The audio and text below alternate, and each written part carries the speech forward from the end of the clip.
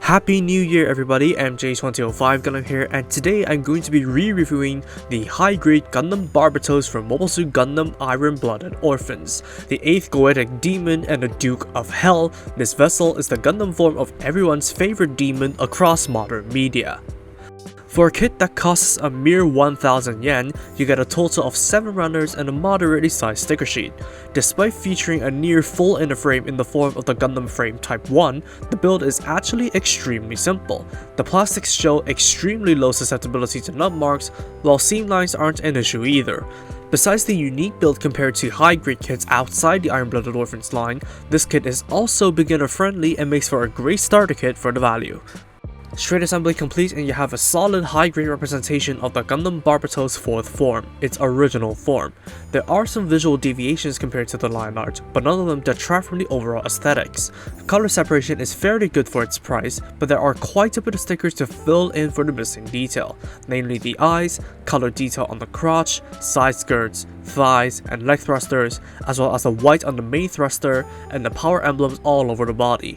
They do their job fine, but the skirt and leg thrusters do peel off over time, so I recommend filling in those details with paint, as well as the yellow on the shoulder pads and grey details on the face and toes. Some spots on the backpack and baskets need to be painted grey for 100% accuracy, but personally I don't find them all that necessary because panel lining is enough to bring them out. Speaking of which, there is also a healthy amount of panel lining options on the body if further enhancement is what you seek.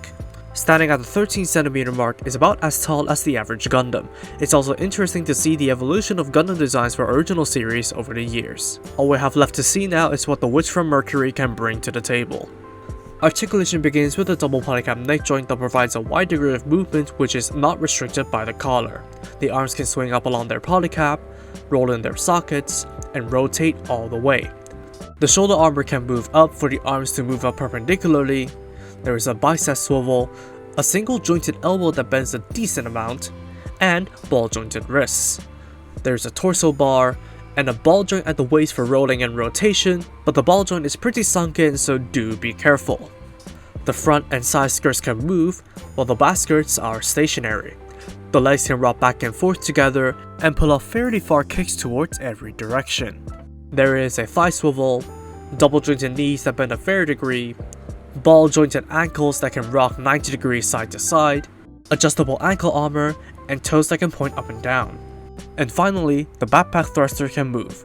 Altogether, the high-grade Gundam Barbatos is a very posable kit that holds together decently and balances great on the ground if you get the feet angle right. Overall, it's a decent posing experience. Accessories begin with the sole pair of holding hands, which restricts unarmed and dynamic posing options. The gauntlet is also included to revert the Barbatos back to its first form via replacing the left arm and removing the shoulder armor. Mind you, the side plating needs to be painted in a light blue to be anime accurate. It's not my preferred form, but the option to replicate it is nice, especially for customization. The only weapons included are the mace and the longsword. Both of them look pleasant and even powerful in some poses, but the mace is lacking ferocity due to the blunt edges, while the sword is the anime one-off without the upgraded guard. Regardless, they hold well in the hands and pose no weight issues. A pair of clips is included for weapon storage, but their integrity can be described as dodgy since they don't bite into the weapons that well. Finally, a pair of joints are included to deploy the backpack arms. They're stationary and serve no inherent purpose if you don't already have the smooth bore gun from the high-grade Iron-Blooded Arms option set 1. Even then, they're looser than I'd like for adjustments and they're honestly just forgettable. Despite being made before Gundam Build ever dabbled into Iron-Blooded Orphans, the Barbatos features some localized customization options. If you have the high-grade Grace, you can use its shoulder armor and the aforementioned gauntlet to replicate the Barbatos' second form. You do need to paint the shoulder armor though.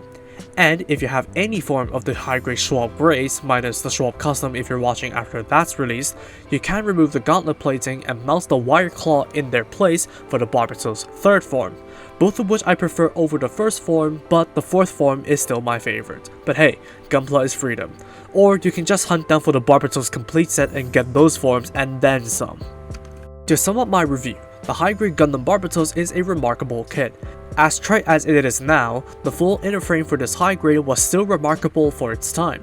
Coupled with the striking non-conventional looks, simple build, and powerful melee weapons, it never ceases to amaze me how they packed all of the above into a 1000 yen kit.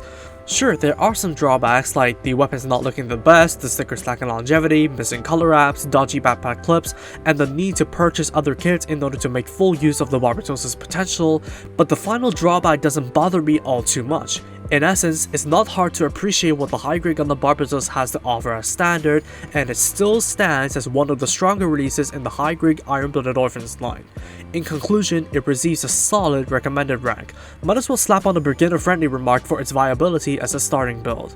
So that basically wraps it up for this review, and if you would like to see more Redux reviews of kits I've reviewed before, please suggest this specific kit in the comments below. And with that said, thank you all so much for watching this video. If you did like it, please be sure to drop a like, comment, and subscribe for more Gundam reviews, Gundam news, and the like. Turn on notifications for future content alerts if you haven't, and I'll see you all in the next video. Peace.